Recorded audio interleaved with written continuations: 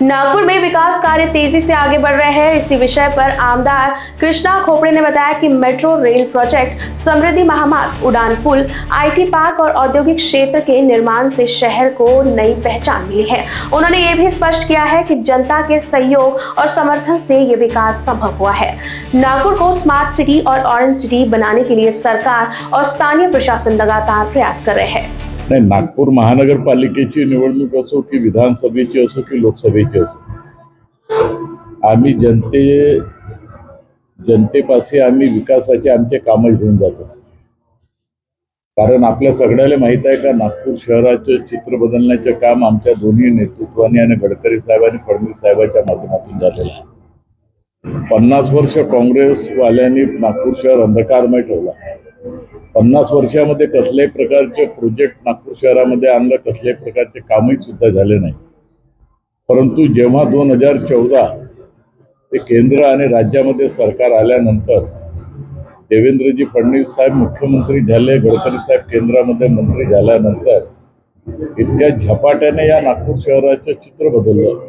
नागपूर शहराच्या चारही दिशेने तुम्ही कोणत्याही भागामध्ये अगर गेलात तर सगळीकडे तुम्हाला डेव्हलपमेंटचे कामं दिसतील। सिमेंट रोड असतील, अनेक प्रोजेक्ट असतील, मेट्रो असतील, ओव्हरब्रिज असतील, अंडरब्रिज असतील, अशा प्रकारची अनेक कामं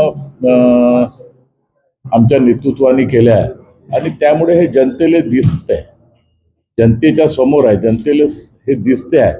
आणि म्हणून निवडणूक कोणतीही असो, आम्ही हे विकासाचे कामं घेऊनच जनतेच्या समोर जातो। काँग्रेसवाल्यापाशी कसल्याही प्रकारचं बोलण्यालायकचं काहीच राहिलेलं नाही। ते आरोप प्रत्यारोप, हे झालं तर हे काऊन नाही झालं, हे तसं झालं तर असं काऊन नाही झालं, याच्याशिवाय त्यांच्यापाशी दुसरं काहीच या ठिकाणी नाही आहे। आणि म्हणून तुम्ही पाहिलं असेल, नागपूर शहरात बी आम्ही काँग्रेसच्या पंठ्याबोर केला आहे आणि पूर्व नागपूरमध्ये तर आम्ही काँग्रेसचा विषय संपवलेला आहे।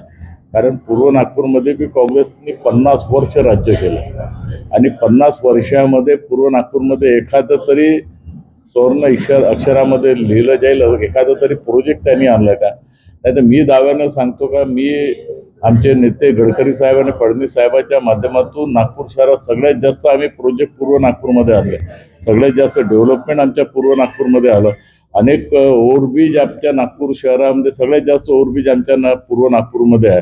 मेट्रो आमच्या पूर्व नागपूरमध्ये आले, RTO आमच्या इथं आले, असे अनेक सिम्बॉसिक आलं, नरसिंह कॉलेज आलं, असे अनेक प्रकारचे प्रोजेक्ट आम्ही आपल्या नागपूर शहरामध्ये बी आलेले आहे, पूर्व नागपूरमध्ये बी आलेले आहे।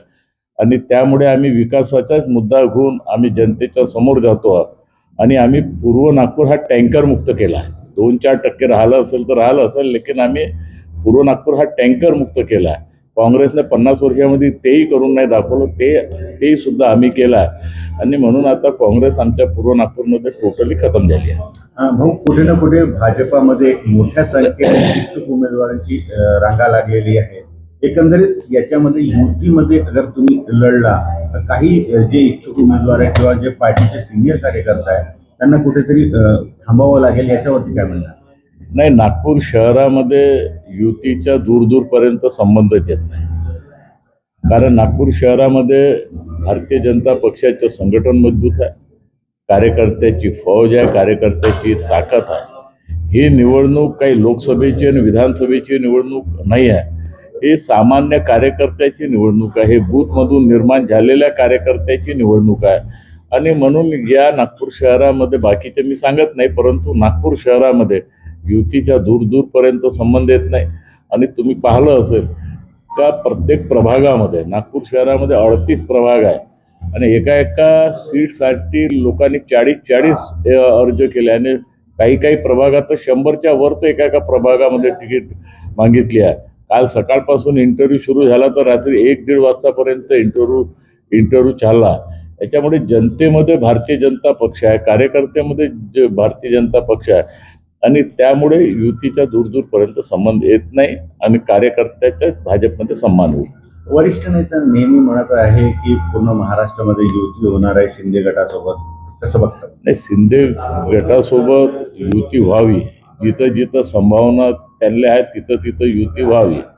आणि मुख्यमंत्री महोदय, आमचे प्रदेशाचे अध्यक्ष बावनकुळे साहेब, त्या दृष्टीने त्यांचं काम बी सुरू आहे। परंतु नागपूर शहर हा अलग आहे। भलाई आपल्या नागपूर शहर महाराष्ट्राची उपराजधानी आहे, लेकिन नागपूर शहरामध्ये जे चित्र आहे ते युतीसाठी चित्र नाही आहे. सगळ्या पक्षाने आपल्या बलबुत्यावर चुनाव लढावं. कारण अगर पूर्व नागपूरमध्ये तर पूर्व नागपूरमध्ये आज कोण आहे, कोणता नगरसेवक त्यांच्या आहे. Bureau report, Lokvani news, Nagpur.